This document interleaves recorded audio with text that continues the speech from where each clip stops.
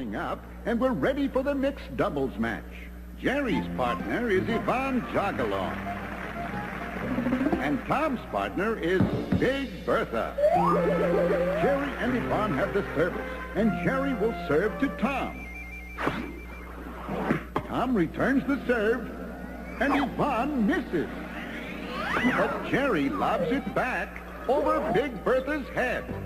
I got it! I got it! Carage! What a smash as Big Bertha returns the ball. Love 15. And now Jerry will serve to Big Bertha. Sizzling return by Big Bertha. Love 30. And now Jerry serves to Tom. And rushes the net. Tom returns the serve. And he rushes the net. What a volley! Oh no! Jerry hits into the net. And the score is Love 40. This will be match point as Jerry serves to Big Bertha.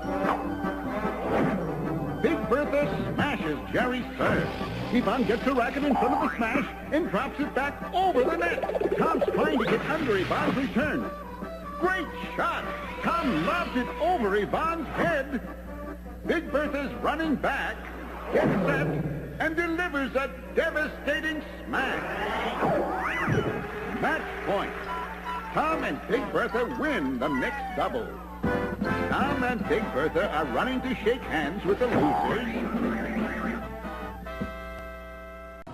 Are you wondering what brand of tennis ball did Tom and Jerry use? We have 4 options: Spalding, Wilson, Penn, and Dunlop. But why are there 4 brands? Now, that is called an oligopoly. Oligopoly.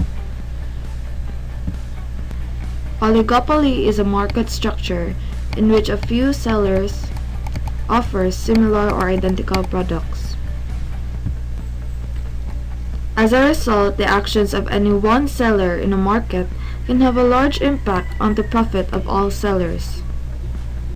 Oligopolistic markets are interdependent. We will be witnessing how this interdependence shapes the behavior and what it raises for public policy. In order to analyze oligopoly, we use the game theory. Game theory is the study of how people behave in strategic situations. Because oligopolistic markets have only a small number of firms, each firm must act strategically. Each firm knows that its profit depends not only on how much it produces, but also on how much the other firms produce in making decisions. Each firm in oligopoly should consider how its decision might affect the production decisions of all other firms. To understand the behavior of oligopolies, let's consider an oligopoly with only 2 members called duopoly. Duopoly is the simplest type of oligopoly. Imagine a town in which only 2 residents, Jack and Jill, own wells that produces water safe for drinking. Each Saturday, Jack and Jill will decide how many gallons of water to pump, bring the water to town, and sell it for whatever price the market will bear. To keep things simple, suppose that Jack and Jill can pump as much water as they want without cost. That is, the marginal cost of water is equal to 0. Table 1 shows the town's demand scheduled for water. The first column owns the quantity demanded, and the second column shows the price. If the 2 well owners sell a total of 10 gallons of water, the water goes for $110 a gallon. If they sell a total of 20 gallons, the price falls to $100 a gallon. If you graph these 2 columns of numbers, you would get a standard downward sloping demand curve. The last column in Table 1 shows the total revenue from the sale of the water. It equals the quantity sold times the price. Because there is no cost to pumping water, the total revenue of the two producers equals their total profit.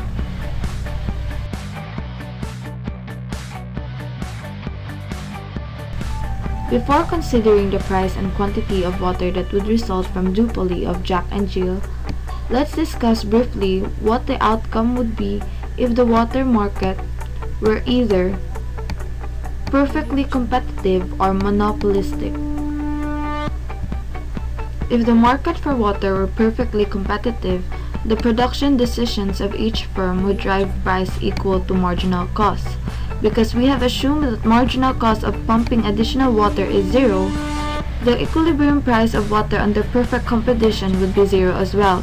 The equilibrium quantity would be 120 gallons. The price of water would reflect the cost of producing it, and the efficient quantity of water would be produced and consumed. Now consider how a monopoly would behave. Table 1 shows that total profit is maximized at a quantity of 60 gallons and a price of $60 a gallon. A profit maximizing monopolist therefore would produce this quantity and charge this price. As a standard monopolist price would exceed marginal cost, the result would be inefficient because the quantity of water produced and consumed would fall short of the socially efficient level of 120 gallons. What outcome should we expect from our duopolies? One possibility is that Jack and Jill get together and agree on the quantity of water to produce and the price to charge for it. Such an agreement among firms over production and price is called a collusion, and the group of firms acting in unison is called a cartel. Once a cartel is formed, the market is in effect served by monopoly. That is, if Jack and Jill were to collude, they would agree on the monopoly outcome because that outcome maximizes the total profit that the producers can get from the market. Our two producers would produce a total of 60 gallons, which would be sold at a price of $60 a gallon. Once again, price exceeds marginal cost and the outcome is socially efficient. The equilibrium for an oligopoly. Oligopolists would like to form cartels and earn monopoly profits, but this is often impossible. Cartel members often disagree with the division of profit among its members. In addition, antitrust laws prohibit explicit agreements among oligopolists as a matter of public policy. So let's therefore consider what happens if Damon and Stefan decide separately how much product to produce. Let us assume that their product is blood bag and that each blood bag costs 5,000 pesos. Each of them produces 6 bags of blood.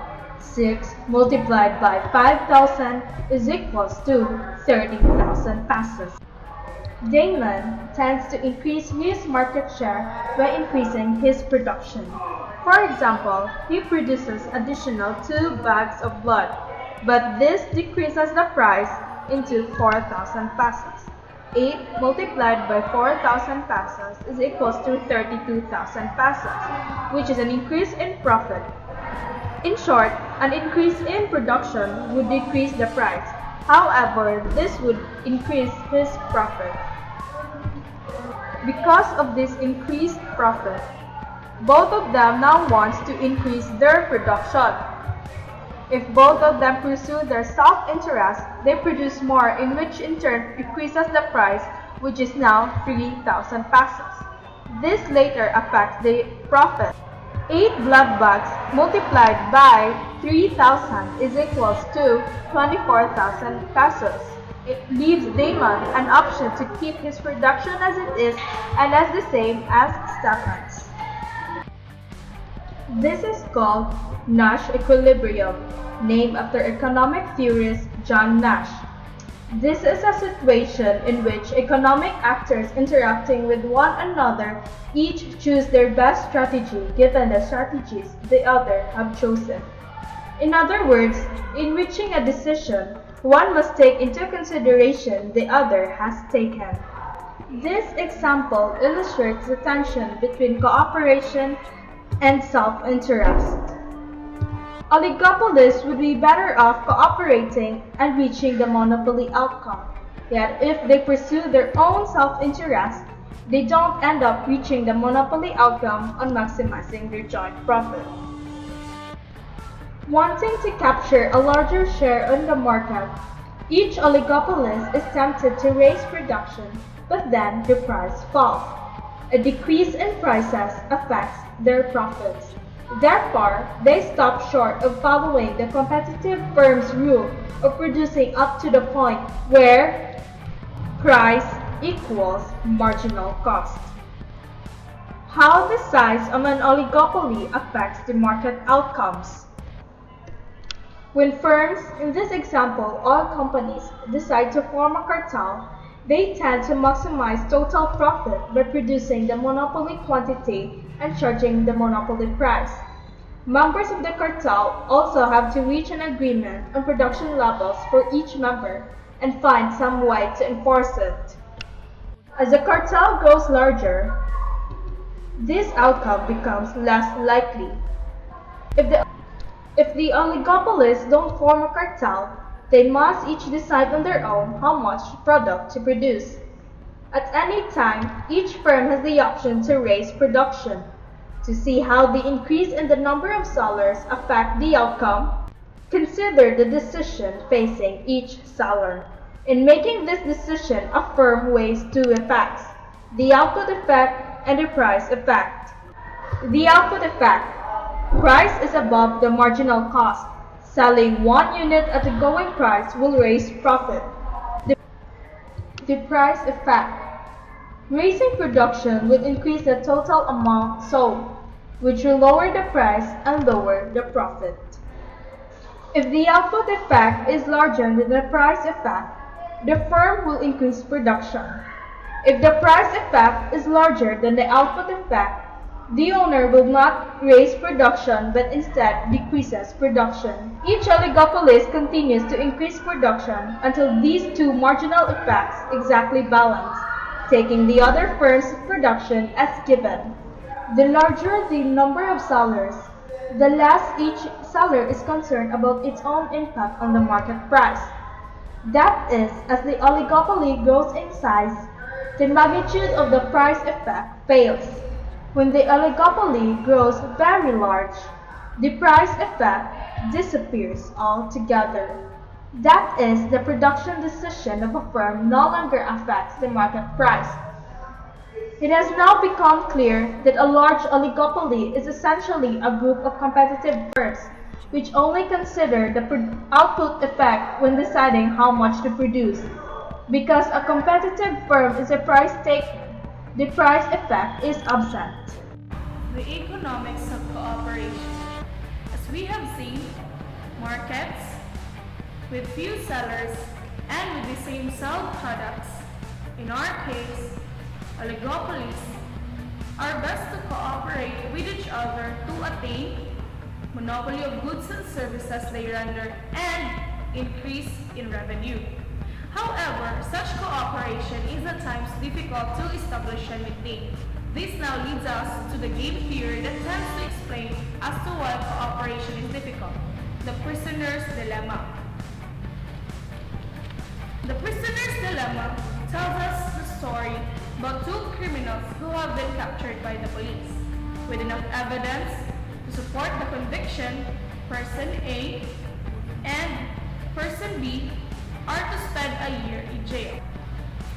However, the police suspected that this same person were the felons behind a bank robbery, but no sufficient evidence was collected, thus the two cannot be convicted.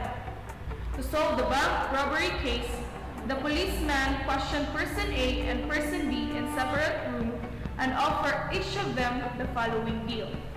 Right now, you will be locked up in jail for 1 year.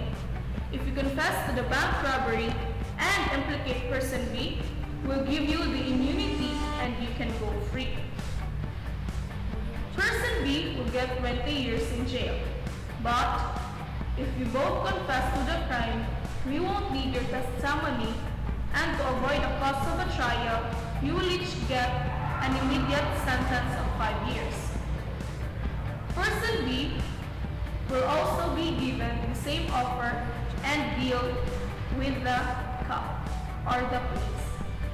Each of the prisoners then will contemplate on what course of action to take.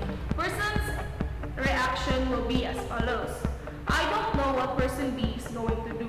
If he remains silent, my best strategy is to confess and I'll go free rather than spending a year in jail. If he confesses, my last strategy is still to confess, since then I'll spend 5 years in jail rather than 20. So regardless of that person B does, I'll confess. Same goes with person B. In the language of game theory, a strategy is called dominant strategy if it is the best strategy for a player to follow regardless of the strategies pursued by other players. In this case, confessing is the dominant strategy for both persons A and B. In the end, both persons A and B confessed and spent 5 years in jail. Yet this is a terrible outcome. If only they had both remained silent, they only would have to spend a year in jail. But due to self-interest, cooperation between two prisoners is difficult to maintain. In the end, they spent 5 years in jail. The same is the situation between the production of gallons of waters of Jack and Jill. If they do not cooperate, this will only lead to a loss to their total revenue for greater supply than what is demanded, resulting to cheaper water. Putting the prisoner's dilemma into world context, one would say that oils, such as OPEC, form cartels and cooperations but only functions for as long as the partnerships are followed, and so is the production of oil, but if not, it results in chaos.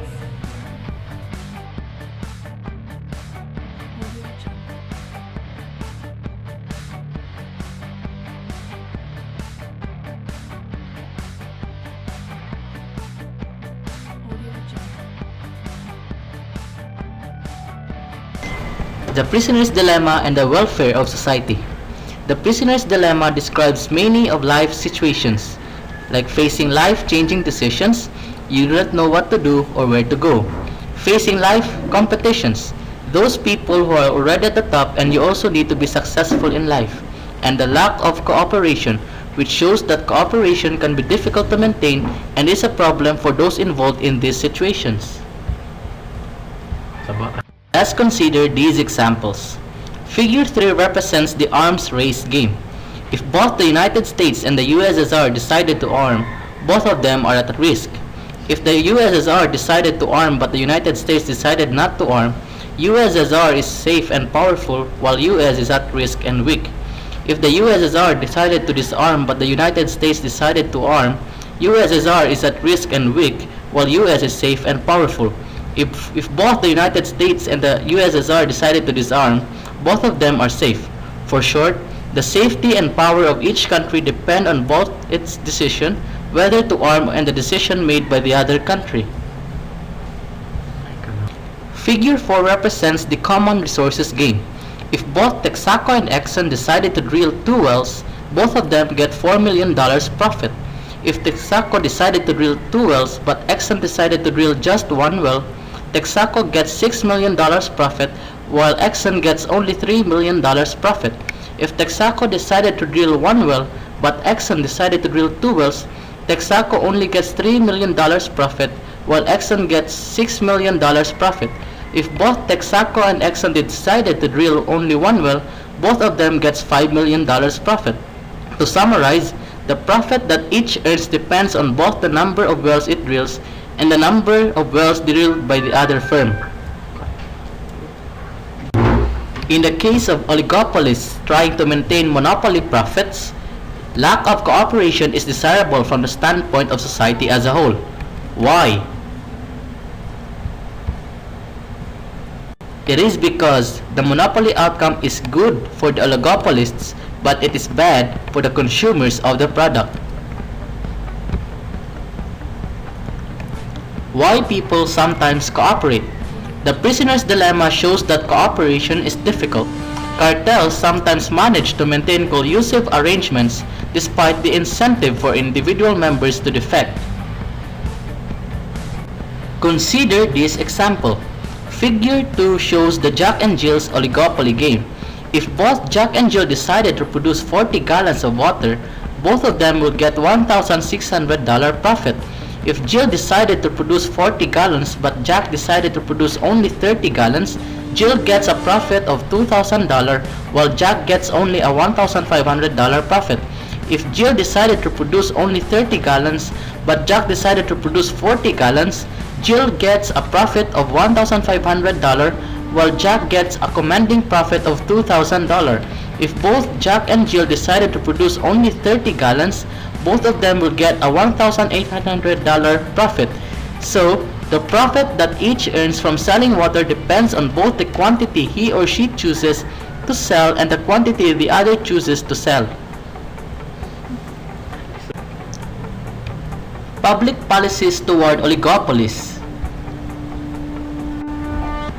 Restraint of trade and the antitrust laws. The seventh principle of economics is that governments usually improve market outcomes. Antitrust laws are laws used to prevent mergers that would lead to excessive market power in any single firm. That's why the government makes laws that promote competition, like the Sherman Antitrust Act of 1890 and the Clayton Act of 1914. The Sherman Antitrust Act of 1890 elevated agreements among oligopolists from an unenforceable contract to a criminal conspiracy. It codified and reinforced this policy. Every contract combination in the form of trust or otherwise or conspiracy in restraint of trade or commerce among the several states or with foreign nations is declared to be illegal. Every person who shall monopolize or attempt to monopolize or combine or conspire with any person or persons to monopolize any part of the trade or commerce among the several states or with foreign nations shall be deemed guilty of a misdemeanor, and on conviction thereof shall be punished by fine not exceeding $50,000 or by imprisonment not exceeding 1 year or by both said punishments in the discretion of the court. The Clayton Act of 1914 further strengthened the antitrust laws. According to this law, if a person could prove that he was damaged by an illegal arrangement to restrain trade, that person could sue and recover 3 times the damages he sustained. The purpose of this unusual rule of triple damages is to encourage private lawsuits against conspiring oligopolists. Firms in oligopolies have a strong incentive to collude in order to reduce production, raise price, and increase profit. The great 18th century economist Adam Smith was well aware of this potential market failure. In The Wealth of Nations he wrote, "People of the same trade seldom meet together, but the conversation ends in a conspiracy against the public or in some diversion to raise prices." A modern example of Smith's observation: in the early 1980s, a call was reported in the New York Times. Consider the following excerpt of a phone conversation between 2 airline executives, Robert Randel, president of American Airlines, and Howard Putnam, president of Braniff Airways. Think it's time as hell to sit here and pound the shit out of each other and neither of us making a shit dime. Do you have any suggestion for me? Yes, I have a suggestion for you. Raise your goddamn face 20%, I'll raise mine the next morning. Robert, wait. You'll make more money and I will too. We can talk about Oh pricing. shit, Howard. We can talk about anything what we want to do. Putnam was right. The Sherman Antitrust Act prohibits competing executives from even talking about fixing prices. When Howard Putnam gave a tape of this conversation to the Justice Department, the Justice Department filed suit against Robert Randel, in which Randel and the Justice Department reached a settlement to various restrictions on Randel's business activities including contacts with officials at other airlines. Controversies over antitrust policy. Over time, much controversy has centered on what kinds of behavior the antitrust laws should prohibit. Most commentators agree that price-fixing agreements among competing firms should be illegal. Yet, the antitrust laws have been used to condemn some business practices whose effects are not obvious. One example of a controversial business practice is resale price maintenance. Imagine that a Super Duper Electronics sells DVD players to retail stores for $300. If Super Duper requires the retailers to charge customers $350, it is said to engage in resale price maintenance. Any retailer that charged less than $350 would violate its contract with Super Duper. At first, resale price maintenance might seem anti-competitive and therefore detrimental to society. Like an agreement among members of a cartel, it prevents the retailers from competing on price. For this reason, the courts have at times viewed resale price maintenance as a violation of the antitrust laws. Another example is predatory pricing. Firms with market power normally use that power to raise prices above the competitive level. But should policymakers ever be concerned that firms with market power might charge prices that are too low? This question is at the heart of a second debate over antitrust policy. Imagine that the large airline, Coyote Air, has a monopoly on some route. Then Roadrunner Express enters and takes 20% of the market, leaving Coyote with 80%.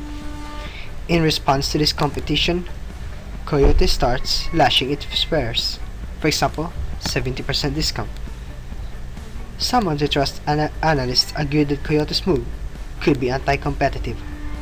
The price cuts may be intended to drive Roadrunner out of the market so Coyote can recapture its monopoly and raise prices again. Such behavior is called predatory pricing.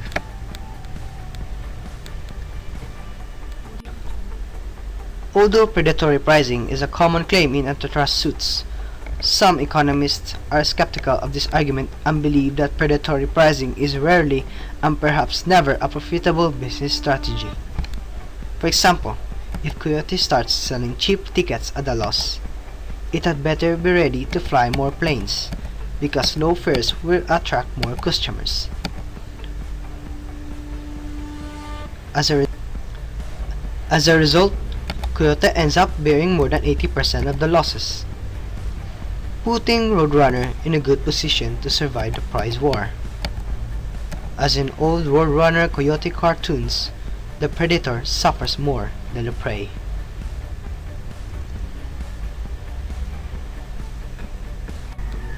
A third example of a controversial business practice is tying.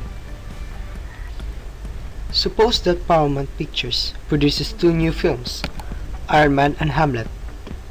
If Paramount offers theaters two films together at a single price, rather than separately, the studio is said to be tying its two products. Why is it controversial? Imagine that theaters are willing to pay $20,000 for Iron Man and nothing for Hamlet. Then the most that a theater would pay for two movies together is $20,000, the same as it would pay for Iron Man by itself. Forcing the theater to accept a worthless movie as a part of the deal does not increase the theater's willingness to pay. Paramount cannot increase its market power simply by bundling the two movies together. Why then does tying exist? One possibility is that it is a form of price discrimination. Suppose that there are two theaters.